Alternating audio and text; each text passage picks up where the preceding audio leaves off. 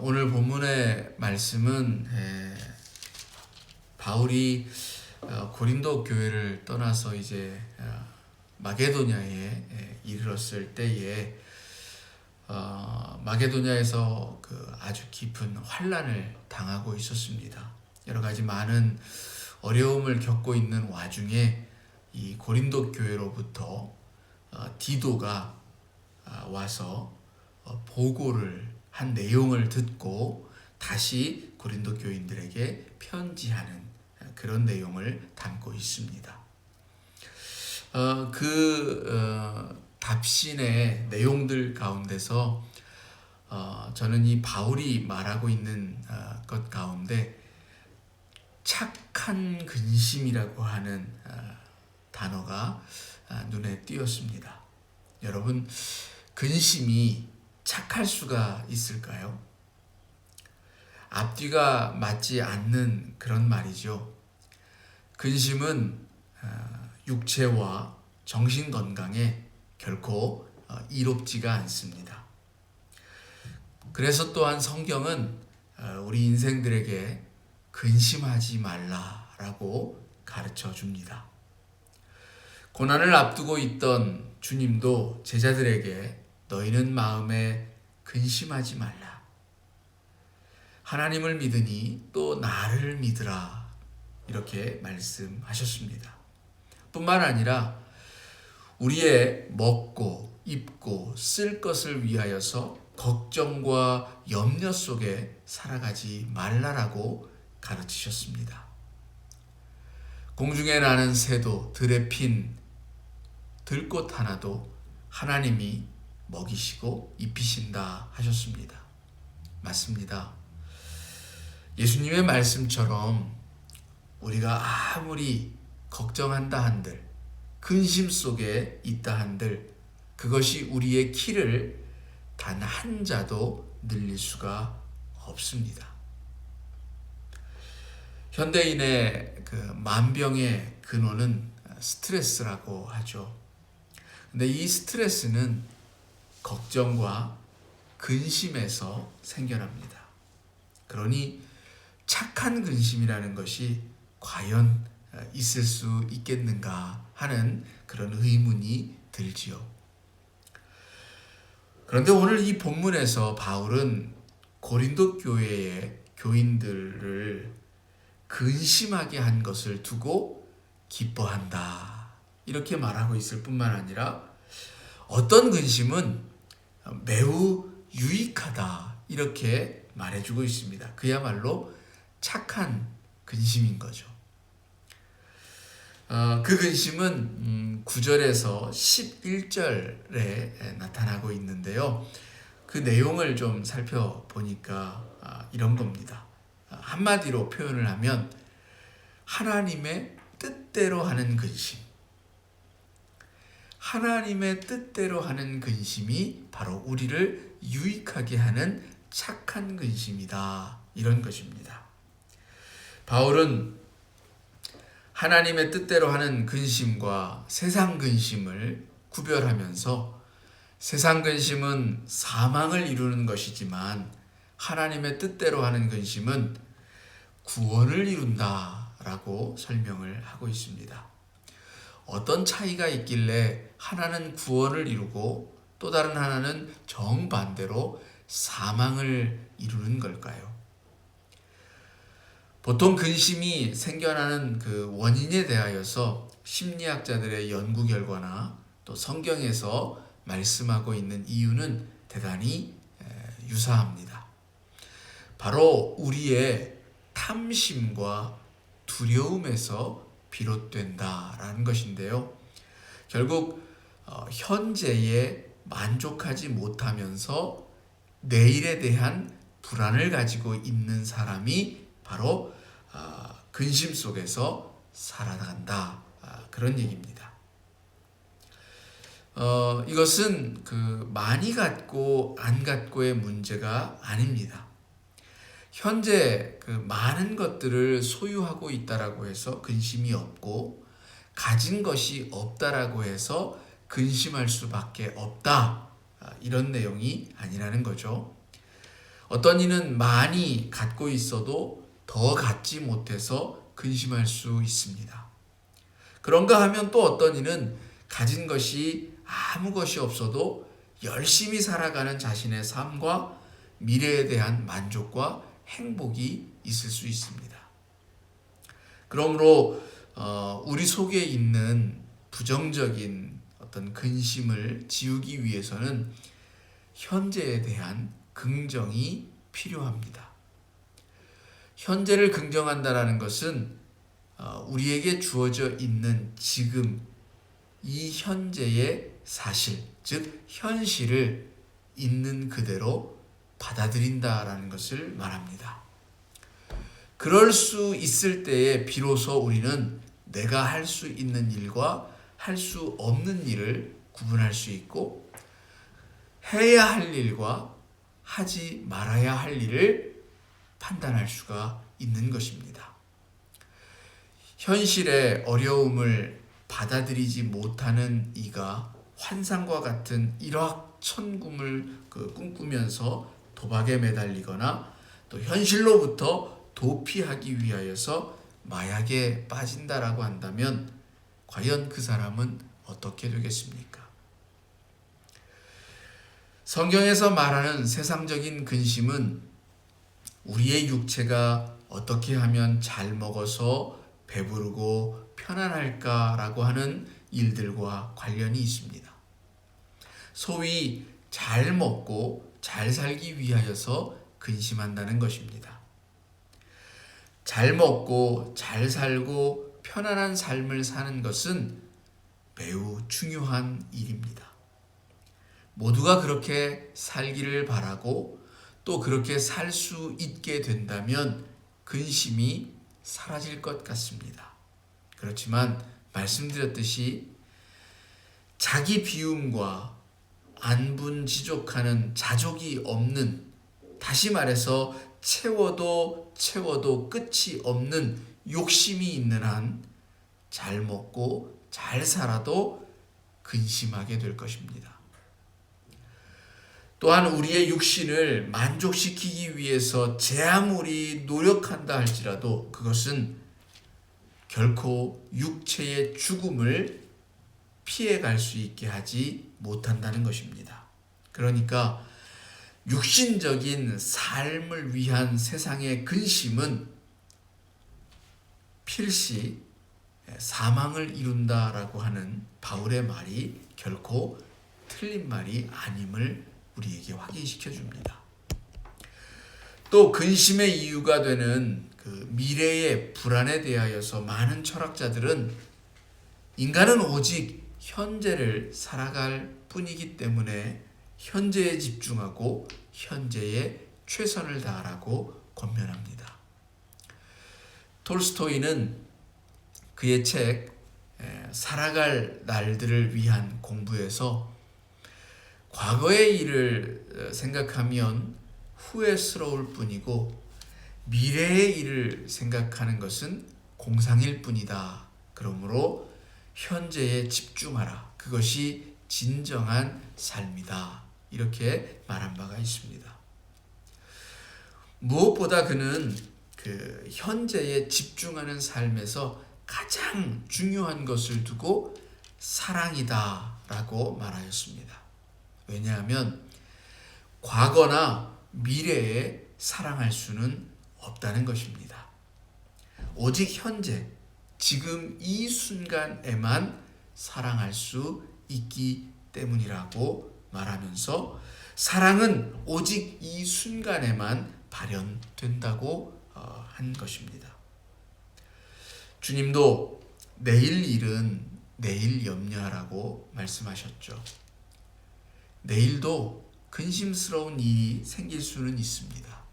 그러나 아직 생기지도 않은 일을 미리 앞당겨서 근심할 필요까지는 없습니다.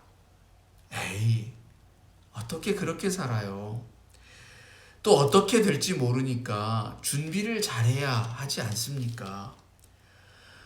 잘 준비한 사람이 결국은 성공적인 그런 삶을 살지 않습니까? 슬기로운 다섯 처녀의 비유처럼 성경에서도 잘 준비한 사람이 결국 잘 되어지는 그런 일을 당하지 않습니까? 이렇게 반문하고 싶을 것입니다. 하지만 잘 생각해 보면 준비하는 것은 내일을 근심해서 행하는 일이 아니라 오늘을 열심히 살아가는 과정에서 이루어지는 일입니다. 내일을 근심하기 때문에 오늘을 충실하게 살아가는 것이 아니라 오히려 오늘을 충실히 살아내지 못했을 때 걱정과 염려와 두려움이 내일에 대한 근심으로 이어지는 것입니다. 제 얘기가 틀렸는지 선후관계를 한번 잘 따져보시기 바랍니다. 오늘 하루를 정말 충실하게 보내고 나면 그 의미들이 채우는 놀라운 평안함이 있습니다. 오히려 오늘을 충실히 살아내지 못했을 때에 걱정이 드는 것입니다.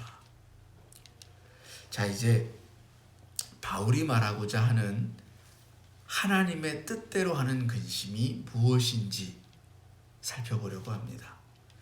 바울은 8절에서 내가 편지로 너희를 근심하게 하였다 이렇게 말했습니다.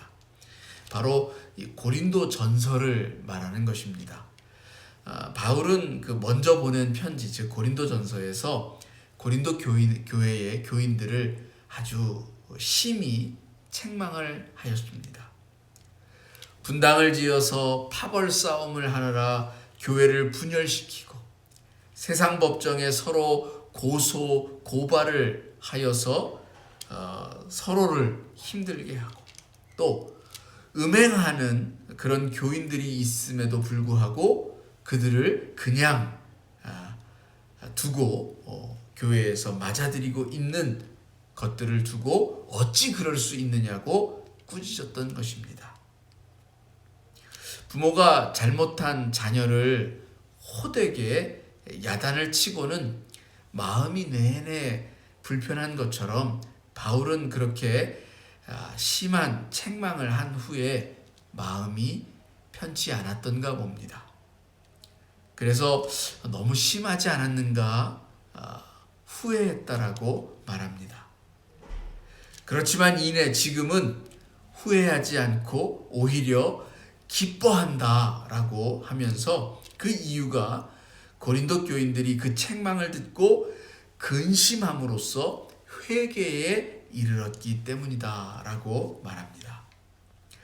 그러면서 하나님의 뜻대로 하는 근심이 이 고린도 교회의 교인들을 회개토록 하여서 구원에 이르게 하였다. 그러니 그 근심이 참 유익하다라고 말한 것입니다. 구체적으로는 11절에서 하나님의 뜻대로 하는 근심이 고린도 교회의 교인들을 간절하게 하였다라고 말합니다. 이것은 고린도 교회의 교인들이 잘못된 것들에 대하여서 그 심각성을 진지하게 의식하고 그것을 바로잡고자 하는 열심을 갖게 되었다라는 사실을 말해줍니다. 우리는 우리의 죄를 바로잡기 위해서 얼마나 진지하고 간절한지를 돌아봐야겠습니다. 2020년이 지나가면서 우리의 허물과 죄악들이 만들어낸 이 죄악의 결과물들이 혹시 있다면 그것을 깨뜨려서 부수어야 하지 않겠습니까? 그것을 그냥 두고 새해로 나아갈 수 없습니다. 우리에게 어떤 간절한 마음이 들어야 한다면 그것은 우리 속에 있는 어떤 죄악의 모습들, 그런 것들에 대하여서 그 심각성을 진지하게 들여다보는 모습이 우리에게 있어야 할 줄로 믿습니다. 두 번째는 이 근심이 변증하게 하였다라고 했습니다. 이는 고린도 교인들이 그 자신들의 잘못을 인정하는 한편 이 고소 고발당한 서로를 위하여서 변론하면서 서로를 용납하고 이해하였다라는 것입니다. 회개와 용서를 통해서 분열되어진 교회가 화해하는 역사가 일어난 것입니다. 즉 하나님의 뜻대로 하는 근심은 어떻게 하면 다툼과 증오와 미움을 불식시키고 서로를 용납하고 사랑할 수 있을까를 질문하는 것입니다. 혹 우리들의 사이에 다툼과 분열이 있습니까? 혹 누군가를 정말 미워하고 계십니까? 하나님의 뜻대로 하는 거룩한 근심이 있기를 원합니다. 그 근심이 우리로 하여금 서로를 화해케 할 것입니다. 세 번째는 하나님의 뜻대로 하는 근심이 저들을 분하게 하였다라고 말합니다. 이것은 바울이 고린도에서 복음을 전할 때에 그를 공격하였던 적대자들에 대하여서 고린도 교인들이 그 의분을 느끼게 되었음을 말하는 것입니다.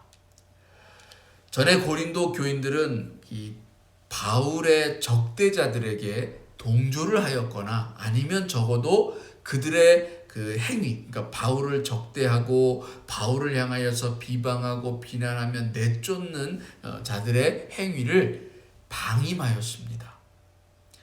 그랬던 이들이 바울의 책망하는 편지를 받고서 더 바울을 반대하거나 화를 내는 것이 아니라 바울의 진심을 깨닫게 되었다라는 것입니다. 그리하여서 마침내 동지가 된 것입니다.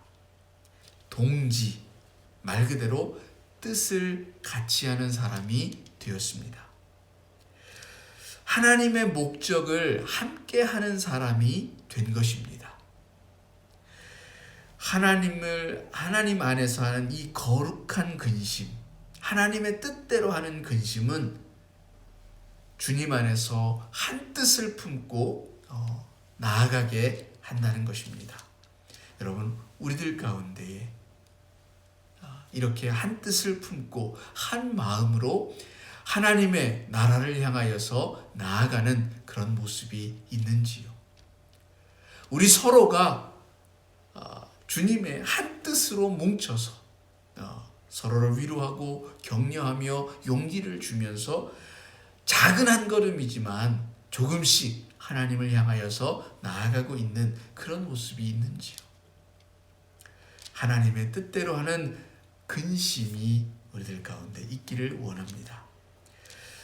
다음은 또 하나님의 뜻대로 하는 근심이 두렵게 하였다라고 바울은 말합니다. 이것은 하나님을 경외함으로써 그를 하나님을 진심으로 두려운 마음으로 바라보게 하였다라는 것입니다. 하나님의 뜻대로 살면 생명이지만 그 반대의 삶은 사망입니다. 육체의 사망이 아니라 우리의 영과 혼까지도 사망에 이르게 할 수 있는 하나님을 두려워할 수 있어야 합니다. 우리의 영원한 사망을 두려워하는 근심이 있어야 합니다. 주님은 무엇을 먹을까, 무엇을 마실까, 무엇을 입을까를 염려하기보다 그의 나라와 의를 구하여라. 몸은 죽여도 영혼을 능히 죽이지 못하는 자들을 두려워하지 말고 몸과 영혼을 능히 지옥에 멸하실 수 있는 이를 두려워하라 라고 말씀한 바 있습니다. 하나님의 뜻대로 하는 근심은 바로 우리의 영과 혼을 능히 지옥에 보내실 수 있는 그 하나님을 두려워하게 하고 우리의 모습을 돌아보게 하며 우리의 행위와 실천을 다시 한번 점검하게 합니다. 그런 거룩한 근심이 우리들 가운데 마땅히 있어야 할 줄로 믿습니다. 이어서 바울은 하나님의 뜻대로 하는 근심이 사모하게 하였다라고 했습니다. 바울과 고린도 교회의 교인들이 신뢰와 사랑의 관계로 회복된 것입니다. 또한 뿐만 아니라 거기서 더 나아가서 하나님의 뜻에 더욱 관심을 갖게 되었다라는 것을 말해주는 것입니다. 거룩한 근심은 이 세상에 대한, 우리들이 살아가고 있는 이 땅에 대한 하나님의 뜻과 섭리를 생각하게 합니다. 또 그것을 어떻게 실현할 수 있을까를 생각하게 합니다. 여러분, 하나님의 뜻을 간절히 사모하는 그런 마음이 있으십니까? 그런 마음이 우리를 열심 있게 만들 것입니다. 우리를 하나님의 뜻을 구하기 위하여서 더욱 하나님의 말씀 앞에 모이기를 힘쓰게 할 것입니다. 그 말씀에 귀를 기울이게 할 것이고, 하나님의 음성을 듣기 위하여서 기도하는 무릎을 갖게 할 것입니다. 여러분, 사모하는, 하나님의 뜻을 간절히 사모하는 그런 마음과 그런 근심이 있으십니까? 거룩한 근심은 회개와 성결의 실천을 위한 열심, 하나님을 참되게 예배하고 하나님의 선하신 뜻을 살고자 하는 열심을 생겨나게 할 것입니다. 이어서 또 바울은 벌하게 하고 깨끗함을 나타내었다라고 말합니다. 고린도 교인들이 바울을 공격한 자들을 공의에 따라서 벌하고 그동안 행한 잘못들을 또한 회개하였다라는 것입니다. 하나님의 뜻대로 하는 근심이 하나님의 공의를 생각하면서 우리의 살아가는 삶에서 옳고 그름을 분별하여서 살아가도록 하였고, 또 그 삶이 서로 가운데에서 공동체 가운데서 그와 같은 죄악들이 없어질 수 있도록 노력하게 만들었다는 것입니다. 무엇이 옳은가를 생각하는 마음이 없어진다면 어떻게 되겠습니까? 우리는 세상이 이끄는 대로 끌려가는 삶을 살아갈 것입니다. 물질과 권세의 혈안이 되어서 앞뒤도 살피지 않고 이리저리 휩쓸리는 인생을 살다가 어느덧 하나님 앞에 서게 될지도 모른다는 것입니다. 여러분, 그런 삶을 원하지 않죠. 어느덧 2020년의 마지막 주일입니다. 올 한 해를 어떻게 살아오셨습니까? 흘러간 시간은 이미 어쩔 수가 없습니다. 그러나 그 삶 속에 버려야 하고 지워야 할, 또 새롭게 변화시켜야 할 것들이 있다면 그것을 기억하면서 그것들을 정말 우리 가운데서 몰아내어야 할 줄로 믿습니다. 그리고 이제는 그 살아온 시간이 만들어낸 현재가 있습니다. 그러면 지금 이 현재는 어떻게 살아가시겠습니까? 바라기는 세상 근심은 이제 내어버리기를 원합니다. 그리고 그 세상 근심 대신에 하나님의 뜻대로 하는 거룩한 근심, 착한 근심이 있기를 원합니다. 그 근심으로 우리의 몸과 영혼이 다시 생명으로 살아나는 복된 삶이 있기를 소망합니다. 바울이 책망과 꾸짖음의 편지를 쓴 것은 불의를 행한 자들이나 불의를 당한 자들을 위해서가 아니라고 하였습니다. 즉, 누구를 높이거나 누구를 정죄하기 위하여서 쓴 것이 아니라 오직 고린도 교인들이 하나님의 말씀에 바로 서서 그들의 죄를 회개하고 성도들 간의 교제를 용서와 사랑 안에서 회복토록 하기 위함이었고, 또 하나님에 대한 열심과 열정이 나타나기를 바라서였다라는 것입니다.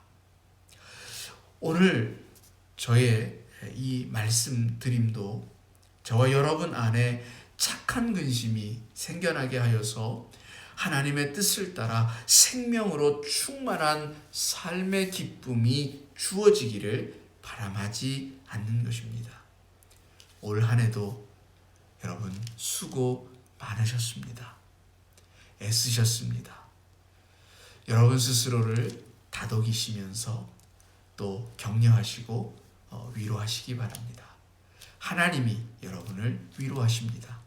잘하였다 또 격려하십니다. 뿐만 아니라 이제 다시금 주어지는 또 살아가는 지금 현재의 이 삶을 계속해서 하나님의 거룩함을 이어가는 그 삶에 참여하는 복된 걸음이 되어지기를 하나님이 바라고 계십니다. 그 하나님을 바라보면서 함께 우리 더불어 어깨동무하고 또 한 걸음씩 나아가기를 소망합니다. 주님의 이름으로 여러분 모두를 축원합니다. 기도하시겠습니다. 하나님,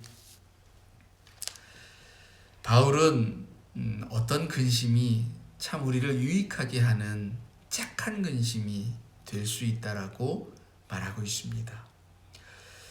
고린도 교인들을 책망하고 꾸짖는 편지를 쓴 후에 마음이 참 많이 아팠습니다. 그런데 그들에게서 돌아온 소식은 오히려 너무 큰 기쁨이 되어졌습니다. 고린도 교인들이 그 책망을 듣고 회개하였고 변화하였고 화해하였고 다시 하나님의 뜻을 쫓게 되어졌습니다. 저들이 근심함으로써 저들의 삶에 생명의 기운이 다시 생겨나게 했다라는 것입니다. 여러분, 하나님 정말 우리들이 이런 근심을 하며 살아갈 수 있으면 정말 좋겠습니다. 이런 거룩한 근심이 있기를 원합니다. 오늘 우리는 세상 근심에 둘러싸여 있느라고 우리가 사망으로 들어가고 있는 줄도 모르고 있습니다. 하나님, 우리들에게 있어야 할 근심은 세상 근심이 아니라 정말 우리를 다시 살아나게 하는 거룩한 근심이어야 할 줄로 믿습니다. 하나님의 뜻대로 하는 근심이어야 할 줄로 믿습니다. 우리로 하여금 간절하게 하고 우리로 하여금 죄악에 대하여서 분하게 하고 우리로 하여금 하나님의 뜻에 대하여 열심을 품고 사모하는 마음을 갖게 하는 그런 근심이어야 할 줄로 믿습니다. 하나님, 올 한 해 우리를 지켜주신 하나님께 감사함을 드립니다. 그러나 이제 또한 그 속에서 발견한 우리의 허물과 죄악들은 버리게 하시고 하나님을 두려워하고 경외하는 마음으로 우리 속에 있는 모든 어둠들은 몰아내고 이제 새날을 향하여서 하나님의 그 뜻을 향하여서 한 걸음씩 나아가는 복된 새해 맞이가 되게 하여 주시옵소서. 우리를 향하신 하나님의 선하신 뜻이 이루어지기를 원합니다. 우리를 이끄시옵소서. 우리를 하나님의 권능의 손으로 붙잡고 이끌어 주시옵소서. 예수님의 이름으로 기도합니다. 아멘.